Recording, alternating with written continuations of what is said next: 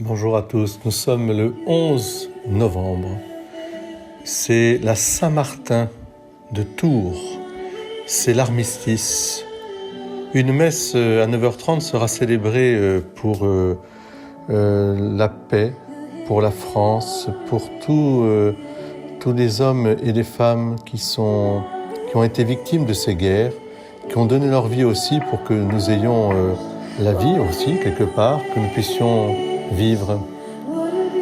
Ce qui est incroyable, c'est que cette guerre si terrible, la Première Guerre mondiale, s'est arrêtée le jour de la Saint-Martin, comme tout un symbole, puisque Saint-Martin est aussi aimé et vénéré en Allemagne qu'en France. C'est certainement le saint le plus attribué dans tous les villages et les villes, dans toutes les églises aussi. Saint-Martin de Tours en particulier, où on conserve son tombeau.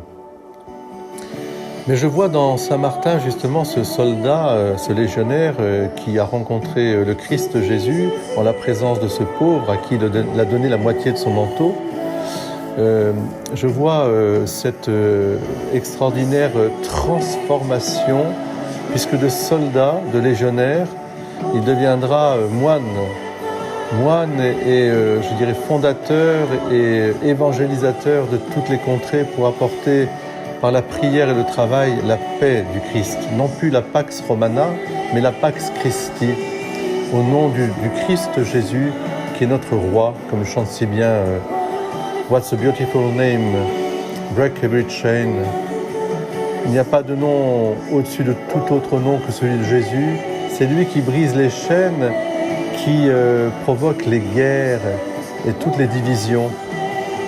Alors je vois là un signe profond de la providence divine, que jamais nous n'oublions que c'est un 11 novembre que l'armistice a été signé, que la fin de la guerre a été signée de 14-18, et que maintenant, puisque nous fêtons et nous ramenons toutes les guerres à ce 11 novembre, nous puissions demander à Saint-Martin la clé pour que cessent les guerres partout. Mais cette clé, c'est d'abord le service du prochain, reconnaître dans le plus pauvre, le plus faible, le plus fragile, le visage de Dieu.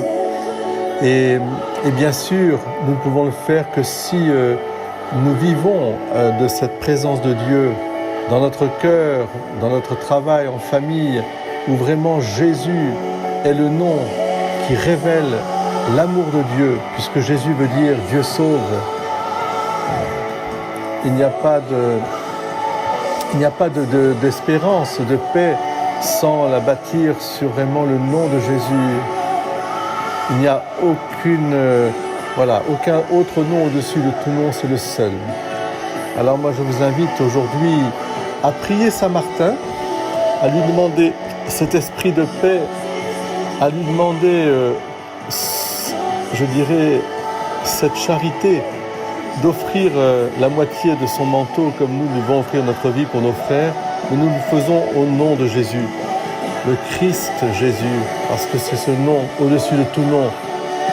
Tout genou fléchisse au ciel, sur terre et en enfer. Et c'est cette genuflexion qui nous permet de nous rassembler les uns les autres.